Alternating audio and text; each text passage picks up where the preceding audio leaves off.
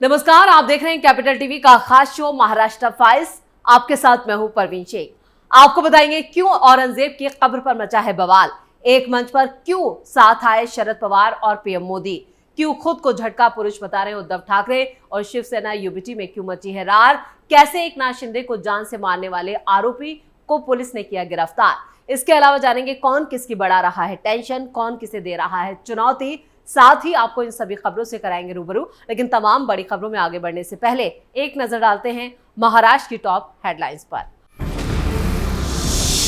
महाराष्ट्र में मौजूद औरंगजेब की कब्र पर जल्द चलेगा बुलडोजर, असदुद्दीन ओवैसी का सामने आया बड़ा बयान। दिल्ली में एक मंच पर शरद पवार और नरेंद्र मोदी, नेहरू के बाद मोदी को ही मिल रहा है ये मौका। पार्टी में मची भगदड़ पर रोने लगे उद्धव ठाकरे, बोले रोज झटके पर झटके लग रहे हैं, मैं झटका पुरुष हो गया हूं। उद्धव ठाकरे की शिवसेना यूबीटी में मची रार, संजय राउत पर लगे आरोप, ठाकरे ने लिया बड़ा एक्शन। महाराष्ट्र के डिप्टी सीएम एकनाथ शिंदे को जान से मारने की धमकी देने के मामले में पुलिस का बड़ा एक्शन, आरोपी हुए गिरफ्तार। खबरों में सबसे पहले बात औरंगजेब की कब्र पर बुलडोजर एक्शन की।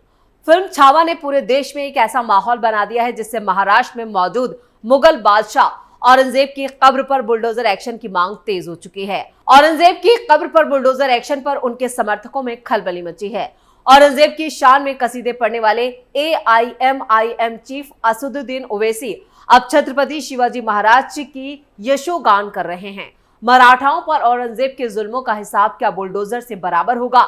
क्या छत्रपति संभाजी के साथ की गई औरंगजेब की क्रूरता का बदला उसकी कब्र पर बुलडोजर चलाकर लिया जाएगा? ये चर्चा महाराष्ट्र की हर गली कूचे में हो रही है, और ऐसा हो भी क्यों ना।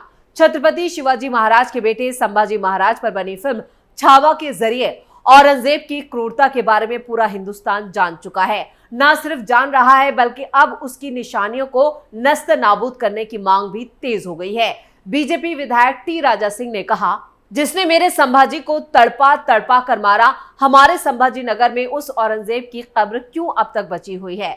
मुझे अच्छा याद है आपने कहा था कि उस औरंगजेब की कब्र पर बुलडोजर चलाया जाएगा।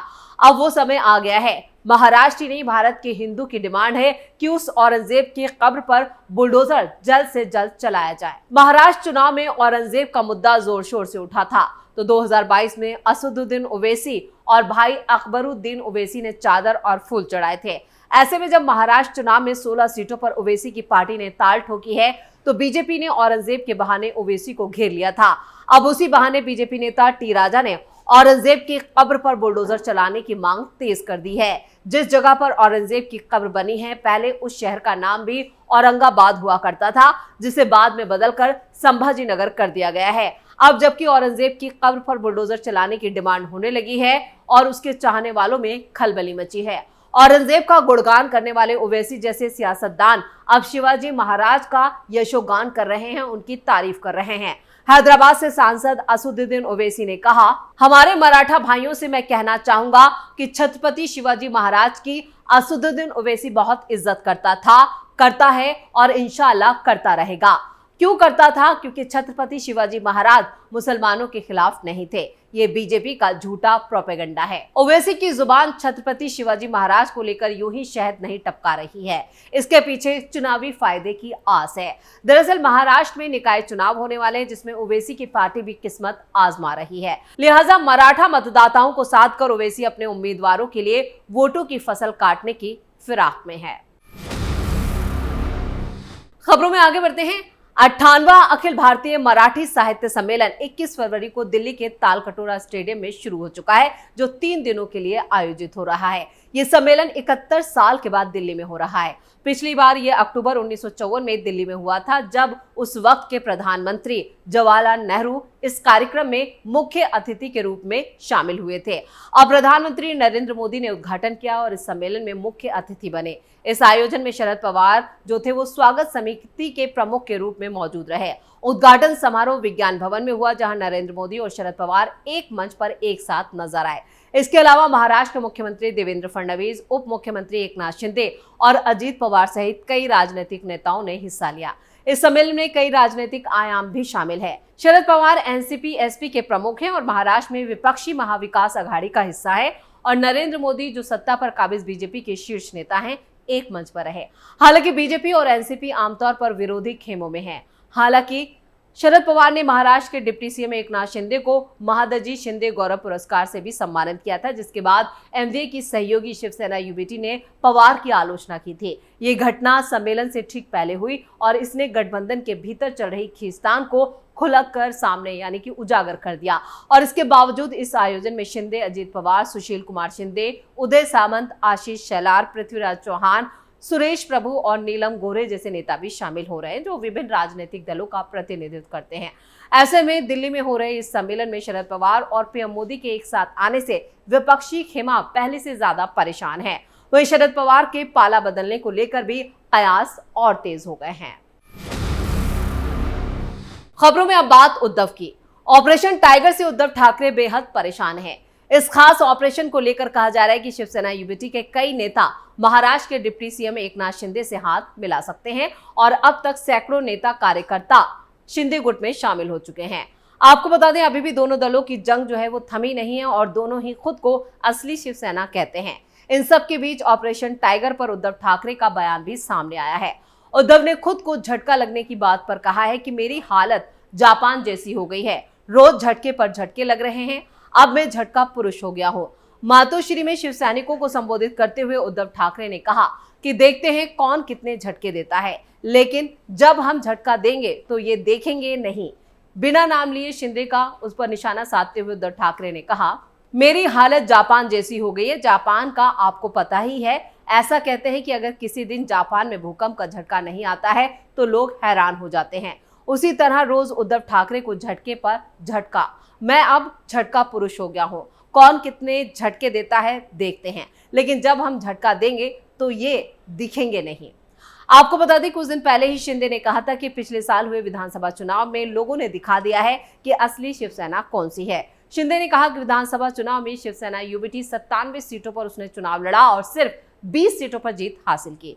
उन्होंने ये भी कहा कि उनकी शिवसेना ने 87 सीटों पर चुनाव लड़ा लेकिन 60 सीटों पर जीत हासिल की और उसे अपनी प्रतिद्वंदी से 15 लाख ज्यादा वोट मिले हैं। शिंदे ने कहा, तो फिर बताएं कि असली शिवसेना कौन सी है। जनता ने दिखा दिया है कि असली शिवसेना कौन सी है, जो बाला ठाकरे के आदर्शों पर चलती है। जिस तरह से दोनों खेमों से बयानबाजी हो रही है, उससे साफ है कि बीएमसी चुनाव से पहले इन दोनों के बीच ये जंग और तेज हो सकती है। खबरों में आगे बढ़ते हैं। उद्धव गुट के नेता और प्रवक्ता किशोर तिवारी ने हाल ही में पार्टी के शीर्ष नेताओं पर बड़ा आरोप लगाया और चुनाव में हार के लिए जिम्मेदार ठहराया। उन्होंने सीधे तौर पर संजय राउत को हार का जिम्मेदार माना। हालांकि तिवारी के इस बगावती रुख पर उद्धव ने बड़ा एक्शन लिया है, उन्हें पार्टी से बाहर का रास्ता दिखा दिया है। पिछले कुछ दिनों से उद्धव ठाकरे की शिवसेना यूबीटी में बेचैनी साफ नजर आ रही है। विधानसभा चुनाव में करारी हार से पार्टी के भीतर नाराजगी बढ़ चुकी है। कुछ नेताओं ने नेतृत्व के खिलाफ असंतोष जताया तो कुछ ने पार्टी छोड़ने का फैसला लिया है। इस बीच किशोर तिवारी ने एक न्यूज चैनल पर चर्चा के दौरान ठाकरे गुट के बड़े नेताओं पर गंभीर आरोप लगाए। उन्होंने पार्टी सांसद संजय राउत, विनायक राउत, अरविंद सावंत और मिलिंद नार्वेकर पर मातोश्री और सेना भवन पर कब्जा करने का आरोप लगाया। साथ ही उन्होंने कहा, जनाधार वाले नेताओं को पार्टी छोड़ने के लिए मजबूर किया गया और चुनाव में हार के लिए इन नेताओं को जिम्मेदार ठहराया जाना चाहिए। इसी बयान के बाद शिवसेना यूबीटी ने फौरन एक्शन लिया और किशोर तिवारी को प्रवक्ता पद से हटाने के साथ साथ पार्टी से भी बाहर कर दिया। शिवसेना यूबीटी के केंद्रीय कार्यालय ने इससे जुड़ा आदेश भी जारी कर दिया है। यानी यहाँ पर जो सच बोलेगा उसे पार्टी से बाहर का रास्ता उद्धव ठाकरे दिखा रहे हैं। खबरों के आखिर में बात पुलिस के एक्शन की। महाराष्ट्र के डिप्टी सीएम एकनाथ शिंदे को 20 फरवरी को एक ईमेल के जरिए जान से मारने की धमकी दी गई। ईमेल करने वाले ने शिवसेना नेता की कार को बम से उड़ाने की धमकी दी। मंत्रालय के साथ गोरेगांव और जेजे मार्ग पुलिस स्टेशनों को ये धमकी भरे संदेश ईमेल के जरिए मिले। ईमेल मिलते ही मुंबई पुलिस और क्राइम ब्रांच ने जांच शुरू की और 2 लोगों को गिरफ्तार कर लिया। मुंबई क्राइम ब्रांच और डीसीपी दत्त नालावड़े ने बताया कि दोनों आरोपियों को बुल्ढाना पुलिस की मदद से गिरफ्तार किया गया। दोनों आरोपी बुल्ढाना जिले के रहने वाले हैं।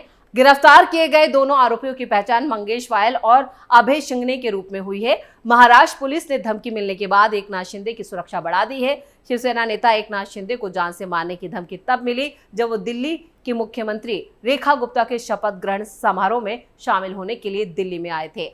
आपको बता दें, ये पहली बार नहीं है जब एकनाथ शिंदे को जान से मारने की धमकी दी गई है। इससे पहले फरवरी 2024 में एक कॉलेज छात्रा ने एकनाथ शिंदे और उनके सांसद बेटे श्रीकांत शिंदे को जान से मारने की धमकी दी थी। ये धमकी सोशल मीडिया के जरिए दी गई थी, जिसके बाद पुलिस ने 11 फरवरी 2024 को शिंदे और उनके बेटे को जान से मारने की धमकी भेजने के आरोप में एक 19 साल के छात्र को पुलिस ने गिरफ्तार किया था और आरोपी की पहचान नांदेड़ जिले के रहने वाले शुभम वर्कट के रूप में हुई थी।